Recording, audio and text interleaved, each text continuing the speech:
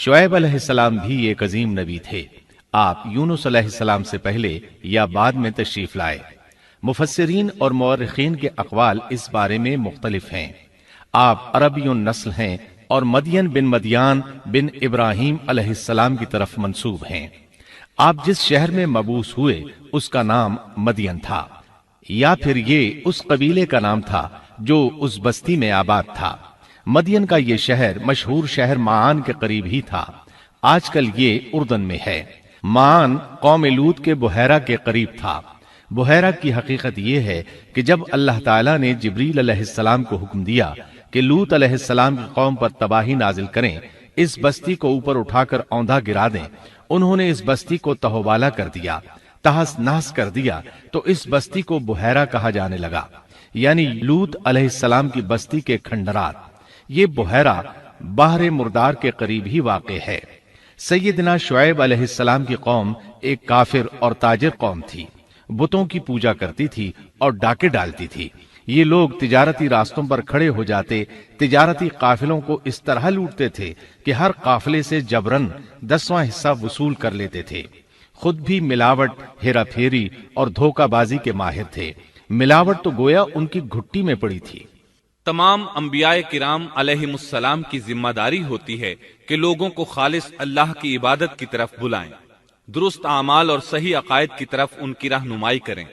इसके साथ ये भी उनकी जिम्मेदारी होती है कि अहम मुआशरती, इक्तिसादी और सियासी उमूर की भी रहनुमाई करें। हकीकत यह है कि तमाम अंबियाए किराम का तरीका यही था कि जहां कहीं कौम में कोई टेढ़ापन देखते उसकी इस्लाह फरमाने की कोशिश करते। इबादत और अकीदे की इस्लाह करने के साथ साथ दूसरी खराबियों का भी सामना करते जो उस कौम में पाई जाती थी। आहले मदियन में मिलावट का रुझान सबसे बढ़कर था। माप तोल में कमी करते थे। इसके साथ इस कौम में दरख्तों की इबादत करने का रुझान भी पाया जाता था। वो दरख्तों के पुजारी थे। इसीलिए अल्लाह ताला ने सूरतुल हिज्र आयत 78 में फरमाया है, और बेशक ऐका वाले भी बड़े जालिम थे। इसी तरह सूरत शुआरा आयत 176 में बारी ताला फरमाते हैं, ऐका वालों ने भी रसूलों को झुटलाया। इस कौम ने तो सिर्फ शुएब अलैहिस्सलाम की तकज़ीब की थी, फिर अल्लाह ताला ने रसूलों की तकज़ीब क्यों फरमाया? इसका जवाब यह है कि एक रसूल और नबी की तकज़ीब तमाम अंबियाए किराम की तकज़ीब है, क्योंकि सब अंबियाए किराम की दावत एक है। सब के सब एक ही दावत देते रहे हैं, सबका एक ही ऐलान था, तुम अल्लाह की इबादत करो और उसी से डरो और मेरा कहना मानो। ये थी तमाम अंबियाए किराम की दावत। अल्लाह सूरतुल आराफ आयत 59 में फरमाते हैं, तुम अल्लाह की इबादत करो, उसके सिवा तुम्हारा कोई माबूद नहीं। मतलब ये कि तमाम अंबिया की दावत एक ही थी। अब जो आदमी सिर्फ एक नबी को झुटलाता है, उसकी तालीमात से कुफ्र करता है, तो गोया वो सबको झुटलाता है, सभी की तालीमात से इनकार करता है। यही वजह है कि अल्लाह ताला ने फरमाया, ऐका वालों ने रसूलों को झुटलाया, बावजूद इसके कि उन्होंने सिर्फ एक रसूल को झुटलाया था। शुएब अलैहिस्सलाम ने कौम को दावत देनी शुरू की। अल्लाह ताला सूरह आराफ आयत 85 में फरमाते हैं, और हमने मदियन की तरफ उनके भाई शुएब को भेजा। उन्होंने फरमाया, ऐ मेरी कौम, तुम अल्लाह की इबादत करो, उसके सिवा तुम्हारा कोई माबूद नहीं। तुम्हारे पास तुम्हारे परवरदिगार की तरफ से वाज़ेह दलील आ चुकी है। सब के सब अंबियाए किराम मोजज़ात के साथ तशरीफ लाए हैं। अगर मोजज़ात न होते तो लोगों को कैसे पहचान होती कि वो हक पर हैं? मोजज़ात न होते तो हम एक सच्चे नबी और नबुव्वत के झूठे मुद्दई के दरमियान फर्क कैसे कर सकते थे? नबी बरहक तो मोजज़ात लेकर आता है। दुनिया में कोई नबी ऐसा नहीं आया जो मोजज़ात लेकर न आया हो। मोजज़े की तारीफ में उलमा लिखते हैं, मोजज़ा उस खिलाफ आदत अम्र को कहते हैं जो इंसानों की ताकत से बाला हो और उसमें किसी आदमी का अमल दखल न हो, यानी जिसको पेश करने से इंसान आजिज हो। आजिज करने वाली वही चीज होती है जो जमीनी कवानीन और जवाबित के खिलाफ हो। मसलन मुर्दों का जिंदा करना, पहाड़ों को चीर कर ऊंटनी का निकल आना, लाठी का सांप बन जाना, चांद का 2 टुकड़े होना और दीगर मौजज़ात। मुख्तसर ये कि जो नबी दुनिया में तशरीफ लाए कोई न कोई मौजज़ा जरूर साथ लाए ताकि लोग उनकी सच्चाई पर ईमान ले आए। اگر کوئی شخص نبوت کا دعویٰ کرے اور ہاتھ کی صفائی سے کوئی شعبدہ دکھائے تو وہ معجزہ نہیں ہے۔ معجزہ ہونے کے لیے چند شرائط ہیں۔ نمبر 1، وہ کام خلاف عادت ہو، قوانین فطرت کو توڑنے والا ہو۔ نمبر 2، اس کام کو اللہ کسی نبی یا رسول کے ہاتھوں پر ظاہر کرے۔ نمبر 3، عورتوں سے ظاہر نہ ہو، اس لیے کہ انبیاء سب کے سب مرد تھے۔ اللہ تعالیٰ سورہ یوسف آیت 109 میں فرماتے ہیں، آپ سے پہلے ہم نے جتنے رسول بھیجے سب مرد ہی تھے۔ نمبر 4، اس معجزے سے وہ دوسروں کو چیلنج بھی کرے کہ مخالفین میں سے کوئی ایسا کر کے دکھائے، چاہے سب مل کر دکھائیں، مطلب یہ کہ وہ معجزہ سب کے لیے چیلنج ہو۔ شعیب علیہ السلام نے بھی اپنے معجزے کے ذریعے اپنی قوم کو چیلنج کیا۔ اللہ تعالیٰ ان کی زبان سے سورہ آراف آیت 85 میں فرماتے ہیں، تمہارے پاس تمہارے رب کی طرف سے واضح دلیل آ چکی ہے۔ شعیب علیہ السلام ایسے واضح اور روشن امور ان کے سامنے پیش کرتے ہیں کہ جن پر عمل پیرا ہو کر وہ دنیا و آخرت میں فلاح پا سکتے تھے۔ سورۃ الاعراف آیت 85 میں ہے، بس تم ناپ تول پورا پورا کیا کرو اور لوگوں کو ان کی چیزیں کم کر کے مت دو، اور روئے زمین میں اس کے بعد کہ اس کی درستی کر دی گئی فساد مت پھیلاؤ، یہ تمہارے لیے فائدہ مند ہے اگر تم تصدیق کرو۔ اللہ تعالیٰ سورۃ الاعراف آیت 86 میں فرماتے ہیں، اور تم سڑکوں پر اس غرض سے مت بیٹھا کرو کہ اللہ پر ایمان لانے والوں کو دھمکیاں دو۔ مطلب یہ کہ تمام تجارتی راستوں میں کٹوتیاں کرنے کے لیے نہ بیٹھا کرو، اگر وہ تمہیں رقوم ادا نہیں کرتے تو تم انہیں دھمکیاں دیتے ہو، جیسا کہ سورۃ الاعراف آیت 86 میں ہے۔ اور تم سڑکوں پر اس غرض سے نہ بیٹھو کہ اللہ پر ایمان لانے والوں کو دھمکیاں دو اور اللہ کی راہ سے روکو اور اس میں کجی تلاش کرنے میں لگے رہو۔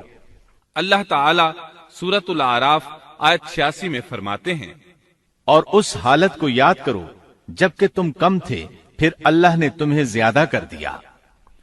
ان کی تعداد بالکل تھوڑی سی تھی، اللہ نے بڑی تیزی سے ان کی تعداد میں اضافہ کر دیا، لیکن جب انہوں نے شعیب علیہ السلام کی بات کو نہ مانا تو ان کا انجام کیا ہوا؟ اللہ تعالیٰ سورۃ الاعراف آیت 86 میں فرماتے ہیں، اور دیکھو کیسا انجام ہوا فساد کرنے والوں کا۔ لوط علیہ السلام کی قوم چونکہ ان کے قریب ہی تھی، اس لیے ان کے انجام سے ڈرایا جا رہا ہے۔ قوم لوط کا واقعہ ان کے ہاں مشہور تھا۔ شعیب علیہ السلام کی دعوت کا تذکرہ سورہ ہود آیت 88 میں ہے کہ شعیب علیہ السلام نے اپنی قوم کو مخاطب کر کے فرمایا، میرا ارادہ تو اپنی طاقت بھر اصلاح کرنے ہی کا ہے۔ دائی حضرات پر صرف اپنی بساط کے مطابق پیغام پہنچا دینا ہوتا ہے۔ لوگوں کو ایمان لانے پر مجبور کرنا انبیاء اور دائی حضرات کے مشن میں شامل نہیں ہے۔ اللہ تعالیٰ سورۃ الغاشیہ آیت 22 میں فرماتے ہیں، آپ ان پر محاسب نہیں ہیں۔ مطلب یہ کہ آپ انہیں ایمان لانے اور راہ راست پر چلانے کے لیے مجبور نہیں کر سکتے، آپ کے ذمے یہی امر ہے کہ آپ ان کی اصلاح کرنے کی کوشش کریں۔ سورہ ہود آیت 88 میں ہے، میرا ارادہ تو اپنی طاقت بھر اصلاح کرنے کا ہی ہے، میری توفیق اللہ ہی کی مدد سے ہے، اسی پر میرا بھروسہ ہے اور اسی کی طرف میں رجوع کرتا ہوں۔ جب شعیب علیہ السلام نے انہیں ان باتوں کی طرف دعوت دی تو انہوں نے کفر کیا، آپ کو جھٹلایا، بلکہ یوں کہنے لگے، انہوں نے جواب دیا کہ اے شعیب، کیا تیری نماز تجھے یہی حکم دیتی ہے کہ ہم اپنے باپ دادوں کے معبودوں کو چھوڑ دیں اور ہم اپنے مالوں میں جو کچھ چاہیں اس کا کرنا بھی چھوڑ دیں؟ آج بھی بعض لوگوں کا یہی حال ہے، وہ سمجھتے ہیں دین کا مطلب ہے مسجدوں کی حد تک عبادت کر لو، سیاسی اور معاشرتی زندگی میں دین کی کوئی ضرورت نہیں سمجھتے، ان معاملات کو دین سے الگ چیز تصور کرتے ہیں، کہتے ہیں بس جی یہ تو دنیا کے مشاغل ہیں۔ یہی حال تھا شعیب علیہ السلام کی قوم کا۔ سورہ ہود آیت 87 کے آخر میں ہے، تو بڑا ہی باوقار اور نیک چلن آدمی ہے۔ مطلب یہ کہ انہوں نے مذاق کے انداز میں ان سے کہا، تو بڑا عقل مند ہے، کیوں ناراض ہوتا ہے؟ سیدنا ابن عباس رضی اللہ عنہما سے روایت ہے کہ وہ یہ بات ان سے مذاق کے انداز میں کہتے تھے، ان کی تعریف نہیں کرتے تھے۔ پھر شعیب علیہ السلام نے ان الفاظ میں سمجھایا، اور اے میری قوم، میرے خلاف ضد تمہارے لیے اس بات کا باعث نہ ہو جائے کہ تمہیں بھی ویسا ہی معاملہ پیش آ جائے جیسا قوم نوح یا قوم ہود یا قوم صالح کو پیش آ چکا ہے، اور قوم لوط تو تم سے کچھ دور نہیں۔ مطلب یہ تھا کہ قوم لوط تو تمہارے بالکل نزدیک تھی، ان پر آنے والے عذاب سے تو تم خود اچھی طرح خبردار ہو، جانتے ہو ان کے ساتھ کیا سلوک ہو چکا ہے۔ پھر آپ نے فرمایا، تم اپنے رب سے استغفار کرو اور اس کی طرف توجہ کرو، یقین مانو کہ میرا رب بڑی مہربانی والا اور بہت محبت کرنے والا ہے۔ جب وہ اپنی ضد پر اڑے رہے تو شعیب علیہ السلام نے یوں فرمایا، تو ذرا ٹھہر جاؤ یہاں تک کہ ہمارے درمیان اللہ فیصلہ کیے دیتا ہے، اور وہ سب فیصلہ کرنے والوں سے بہتر ہے۔ پہلے تو عام وعظ و نصیحت فرمائی، جب قوم نہ سمجھی تو انہیں سابقہ ہلاک شدہ قوموں کی مثالیں دی، ڈرایا کہ کہیں تمہیں بھی ایسے ہی عذابوں سے دوچار نہ ہونا پڑے، لیکن انہوں نے کسی بات کا اثر نہ لیا، الٹا یوں کہنے لگے، تو ان میں سے ہے جن پر جادو کر دیا جاتا ہے، اور تو ہم ہی جیسا ایک انسان ہے، اور ہم تو تجھے جھوٹ بولنے والوں میں سے ہی خیال کرتے ہیں۔ اگر تو سچے لوگوں میں سے ہے تو ہم پر آسمان کا کوئی ٹکڑا گرا دے۔ مطلب یہ کہ آخرکار یہ لوگ پہلے لوگوں یعنی عاد اور سمود کے نقش قدم پر چلنے لگے، ان کے انبیاء انہیں حق کی طرف بلاتے رہے، وہ انکار کرتے رہے، آخر ان پر اللہ کے عذاب اترے۔ ایسے ہی یہ لوگ بھی شعیب علیہ السلام کو دھمکیاں دینے لگے، ان کے مقابلے پر اتر آئے۔ سورۃ الاعراف آیت 88 میں ہے کہ شعیب علیہ السلام کی قوم کے کافر سرداروں نے ان سے کہا، ان کی قوم کے متکبر سرداروں نے کہا، اے شعیب، ہم آپ کو اور جو آپ کے ہمراہ ایمان والے ہیں انہیں اپنی بستی سے نکال دیں گے، یا یہ کہ تم ہمارے مذہب میں پھر آ جاؤ۔ شعیب نے جواب دیا، کیا ہم تمہارے مذہب میں آ جائیں؟ گو ہم اس کو مکروہ ہی سمجھتے ہوں۔ قوم کے سردار تکبر کرتے ہوئے مزید کہنے لگے کہ اگر تو اپنی دعوت پر اڑا رہا تو ہم تجھے مدین سے نکال دیں گے۔ جواب میں شعیب علیہ السلام نے کہا، اگر عذاب سے بچنا ہے تو میری بات مان لو۔ انہوں نے نہ صرف آپ کی بات ماننے سے انکار کر دیا بلکہ ان کا مذاق بھی اڑانے لگے۔ اس کا ذکر سورہ ہود آیت 91 میں آیا ہے۔ انہوں نے کہا، اے شعیب، تیری اکثر باتیں تو ہماری سمجھ ہی میں نہیں آتی۔ شعیب علیہ السلام نے انہیں پھر سمجھایا تو وہ بولے، اے شعیب، تیری اکثر باتیں تو ہماری سمجھ ہی میں نہیں آتی، اور ہم تو تجھے اپنے اندر بہت کمزور پاتے ہیں۔ اگر تیرے قبیلے کا خیال نہ ہوتا تو ہم تجھے سنسار کر دیتے، اور ہم پر تمہارا دباؤ تو ہے ہی نہیں۔ اس پر آپ نے فرمایا، اے میری قوم کے لوگوں، کیا تمہارے نزدیک میرے قبیلے کے لوگ اللہ سے بھی زیادہ عزت والے ہیں؟ مطلب یہ کہ تم میری قوم قبیلے سے تو ڈرتے ہو لیکن اللہ تعالیٰ کا تمہیں کچھ بھی ڈر نہیں۔ اس موقع پر انہوں نے اپنی قوم کو یوں خبردار کیا، اے میری قوم، اب تم اپنی جگہ عمل کیے جاؤ، میں بھی عمل کر رہا ہوں۔ بہت جلد تمہیں معلوم ہو جائے گا کہ کس کے پاس وہ عذاب آتا ہے جو اسے رسوا کر دے، اور کون ہے جو جھوٹا ہے۔ تم بھی انتظار کرو، میں بھی تمہارے ساتھ انتظار کرتا ہوں۔ پھر آپ نے دعا فرمائی، اے اللہ، میرے اور میری قوم کے درمیان فیصلہ کر دے۔ ادھر قوم کے لوگ انہیں بستی سے نکالنے اور سنسار کرنے کی دھمکیاں دینے لگے۔ آپ کی دعا کے الفاظ سورہ اعراف آیت 89 میں آئے ہیں، اے ہمارے پروردگار، ہمارے اور ہماری قوم کے درمیان حق کے موافق فیصلہ کر دے، اور تو سب سے اچھا فیصلہ کرنے والا ہے۔ آخرکار فیصلے کی گھڑی آ پہنچی۔ اللہ تعالیٰ نے سیدنا شعیب علیہ السلام اور ان پر ایمان لانے والوں کو نجات عطا فرمائی، اور ان کی قوم پر عجیب و غریب عذاب نازل ہونا شروع ہوا، اور عذاب صرف ایک ہی قسم کا نہیں تھا، کئی نوعیتوں اور شکلوں میں آیا۔ اللہ سبحانہ و تعالی ہمیں اپنی قدرت کی نشانیاں دکھاتے ہیں کہ قوم عاد کس طرح تند و تیز ہواؤں سے تباہ کی گئی، جبکہ شعیب علیہ السلام کی قوم کو اس کے بالکل برعکس عذاب دیا گیا۔ اللہ تعالیٰ نے ہوا کو روک لیا، حالت ایسی ہو گئی کہ ہوا بالکل نہ چلی، گرمی اور حرارت تیز ہو گئی۔ پھر اللہ تعالیٰ نے بستی سے باہر ایک بادل بھیجا، اس کے نیچے سایہ تھا، بچے، بوڑھے، جوان اور عورتیں سبھی اس سائے میں جگہ پانے کے لیے بھاگے تاکہ گرمی سے بچ سکیں۔ آخر بادل کے نیچے پہنچ کر بیٹھ گئے۔ جو ہی سب وہاں پہنچ کر بیٹھے، ان کے نیچے کی زمین ہلنے لگی، ہچکولے کھانے لگی، یہاں تک کہ زلزلہ شروع ہو گیا، سب گھٹنوں کے بل گرتے چلے گئے۔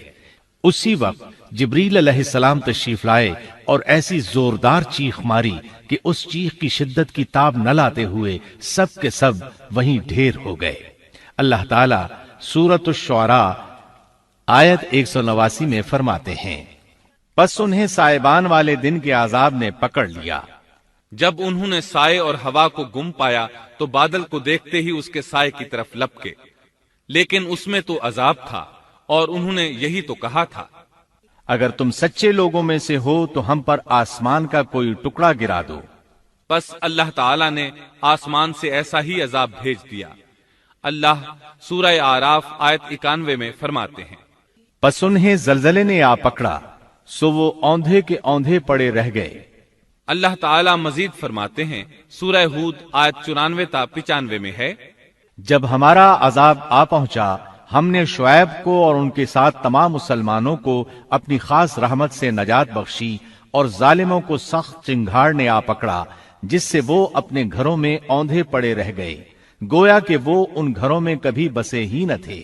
آگاہ رہو، مدین والوں کے لیے بھی ویسی ہی پھٹکار ہے جیسی پھٹکار سمود پر پڑی۔ شعیب علیہ السلام اور ان پر ایمان لانے والے ان لوگوں سے دور کھڑے تھے، وہ ان کی طرف حسرت بھری نگاہوں سے دیکھ رہے تھے۔ سورہ اعراف آیت 93 میں ارشاد ربانی ہے، اس وقت شعیب ان سے منہ موڑ کر چلے اور فرمانے لگے، اے میری قوم، میں نے تمہیں اپنے پروردگار کے احکام پہنچا دیے اور میں نے تمہاری خیرخواہی کی، پھر میں ان کافر لوگوں پر کیوں رنج کروں؟ اس کے بعد وہ دوبارہ مدین کی طرف لوٹ آئے، کیونکہ مدین شہر تو باقی رہ گیا تھا، صرف اہل مدین ہی تباہ ہوئے تھے۔ بعد میں لوگ آہستہ آہستہ مدین میں آ کر آباد ہونے لگے۔ مدین شہر پھر سے آباد ہو گیا، اس کی رونقیں لوٹ آئیں۔ اب مدین کے اکثر باشندے مسلمان تھے، وہ مسلمان جو شعیب علیہ السلام کے ساتھ تھے۔ وہ اور دوسرے علاقوں سے آنے والے کفار اب اس شہر کے باشندے تھے، اور یہی وہ مدین شہر تھا جس میں سیدنا موسیٰ علیہ السلام تشریف لائے تھے۔ شعیب علیہ السلام کا قصہ اپنے اختتام کو پہنچا۔